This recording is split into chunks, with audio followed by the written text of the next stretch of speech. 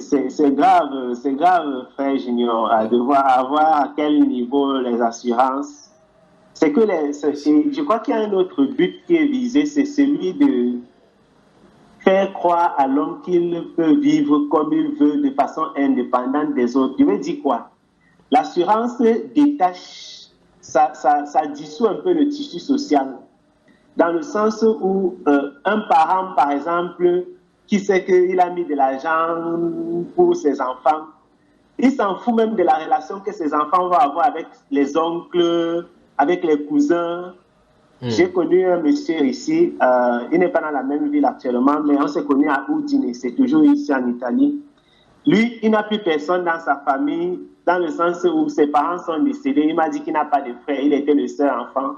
Et au lieu de rechercher les frères, les cousins éloignés, il m'a dit qu'il a déjà payé son assurance pour sa mort. Donc, le jour où il meurt, l'entreprise des pompes funèbres connaît déjà que telle personne s'était assurée chez nous. Donc, on va organiser ses obsèques sans famille. Donc, il préfère payer l'assurance et oublier que de dire je vais chercher les cousins. Il ne veut pas prendre du temps en fait pour chercher les membres de sa famille qui naturellement existent. Il doit encore avoir des cousins et des cousines ici, mais il s'en fout. Il dit non, je vis ma vie, je paie l'assurance, ils vont faire mes obsèques quand je vais mourir. Donc, je crois qu'il y a aussi cet objectif-là, c'est de dissoudre tout cette, de rendre les personnes indépendantes. Des dislocations familiales. Voilà. Ouais. Et aussi des meurtres lorsqu'un enfant sait, comme on a vu dans les cas des films et des vidéos, des cas des enfants ou bien encore des femmes qui ont assassiné leurs parents et leur épouse et leur époux parce qu'ils ont constaté que il était question de l'assurance vie, l'assurance qu'ils recevraient au cas où leurs parents ou bien leur mari était décédé. Alors on monte des stratagèmes pour pouvoir tuer ces derniers pour pouvoir prendre cet argent. Ouais, malheureusement. C'est ça, effectivement. Des choses pareilles, c'est des choses qui ne devaient même pas monter dans l'esprit d'un enfant si les parents n'étaient pas riches et s'ils n'étaient pas assurés. Donc, ils en profitent, quoi. Je crois qu'il y a tout ça. Il y a tout ça qu'ils gagnent. Et à la base, ce n'est rien d'autre que cela. Ce n'est rien d'autre que ça. Écoutez attentivement donc maintenant ceci. Écoutez cette sonnette d'alarme, vous qui m'écoutez. Le Saint-Esprit dit qu'il y a une contamination dans les hôpitaux qui vont s'étendre et vont faire grand bruit. Et ça, c'est dans un hôpital de l'Europe. Un grand hôpital de l'Europe, c'est noté ici. Ceci est fait à cause d'une expérience qui va mal tourner et cela va faire vraiment grand bruit. Donc, il y a une contamination qui va traîner et des gens seront... On va barricader et les gens, et ça va toucher même à l'extérieur de cet hôpital, ce grand hôpital qui se présente là devant nous maintenant, là qu'on est en train de parler. Ça, c'est en Europe. Je crois que la prochaine séance, il faut qu'il revienne sur ça pour qu'on regarde le pays exactement où ça se trouve, ou si le Saint-Esprit permet que j'en parle. Donc, il y a une contamination qui va se multiplier à une grande échelle, dans une zone bien déterminée au point où on va mettre la quarantaine. Les journaux vont en parler à cause d'une contamination. C'est une manipulation qu'on a fait dans le laboratoire qui va mal tourner. Ça va mettre au goût du jour ce qu'ils sont en train de faire dans les ténèbres pour pouvoir contaminer les gens. Dans cet hôpital, c'est ce qu'ils sont en train de regarder. Ça arrive là. Voilà, je crois que je m'en suis séparé là maintenant. Cela dit, je crois que ce serait bien que nous abordions maintenant l'aspect biblique de la chose en commençant par le livre des Proverbes au chapitre 1, le verset 33. Ce serait bien donc que nous lisions, n'est-ce pas? Où est le frère Yacine? Il est en train de manger ou bien? Présent, je suis là, frère. Voilà. Et, je crois que nous allons lire ces Proverbes chapitre 1, le verset 33 là. Et là, je vais poser une question donc qui est déjà sous-jacente à toutes les autres questions que nous avons posées ici. Vous pouvez prendre cela. Donc, je crois que vous avez suivi cela. J'espère que ce n'est pas dans vos hôpitaux que ceci va être. Parce que les médecins seront contaminés. Ça va faire tuer des patients. C'est un patient qui y avait été déjà. Parce qu'ils ont fait des essais bizarres avec des manipulations à l'intérieur. Que le Seigneur vienne nous chercher vite dans cette terre-ci. Qui va nous lire donc cela? Oui, quand le frère Gaël, son téléphone, sa connexion est bonne là et le son est aussi bon. Ok.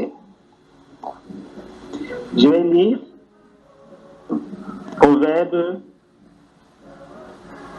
chapitre 1, frère. Alors, je lis entièrement ou bien je... Le verset 33. C'est ok. Verset 33. Ou bien 32 et 33. C'est intéressant. Ok. Proverbe. Attendez un instant. Proverbe chapitre 1. Téléphone qui dérange. Courage. Versets 32 et 33. Il est écrit ceci. Car l'égarement des sots les tue, et la sécurité des insensés les perd. Mais celui qui m'écoute habitera en sûreté et sera tranquille, sans être effrayé d'aucun mal. Voilà. Je crois que le frère Cyril également peut lire autre version aussi. N'est-ce pas, le frère Cyril? Tu dis que l'autre version? Oui. J'ai ici là. Lui, il a la version de français facile, français courant. Moi, j'ai le français, je ne sais pas quel français. Compliqué, lis quand même, mon frère. À partir de verset 32. Oui, 32 et 33. Oui, donc. Car l'apostasie des stupides les tue, Yes, oh. et la postérité des insensés les perd. Mais celui qui m'écoute habitera en sécurité et sera tranquille, sans craindre aucun mal. Voilà. Le frère Yassine lit aussi dans sa version. Donc, je crois que les passages sont bien positionnés pour parler de ce dont nous sommes en train de parler maintenant.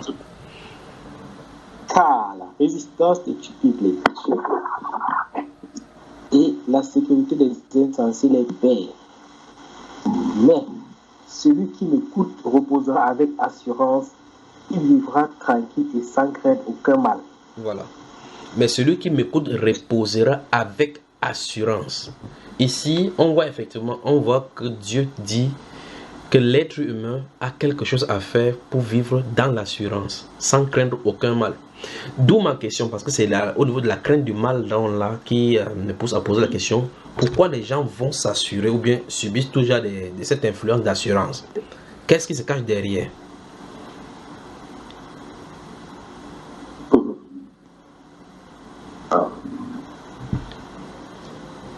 Hey. Oui, ça c'est le réveil, ça.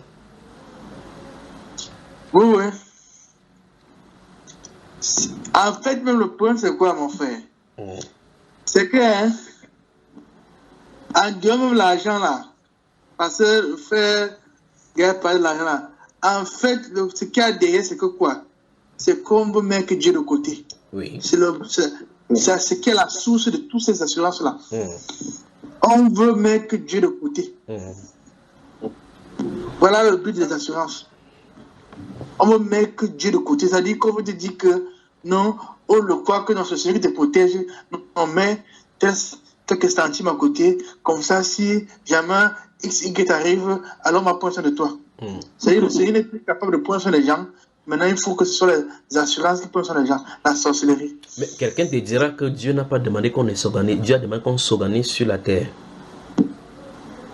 Que ce n'est pas un péché. Que ce n'est pas un péché de s'organiser, de faire dans l'assurance, que ce n'est pas un péché.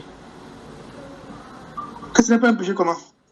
En s'assurant comme ça, dans tous les sens du terme. Ah bon, hein? Oui.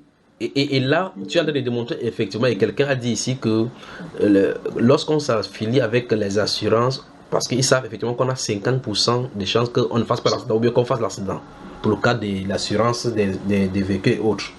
Quand vous faites l'assurance incendie de votre maison, vous avez 50% de chances que ça arrive ou 50% de chances que ça n'arrive pas. Et Dieu dit ici que cette crainte-là, si on le suit, on écoute sa parole, on va vivre dans l'assurance. Il n'y aura aucune crainte. Et on voit en temps du fond que ce sont cette crainte de ces 50% des choses mauvaises qui poussent les gens à courir et à avoir besoin de ces assurances-là.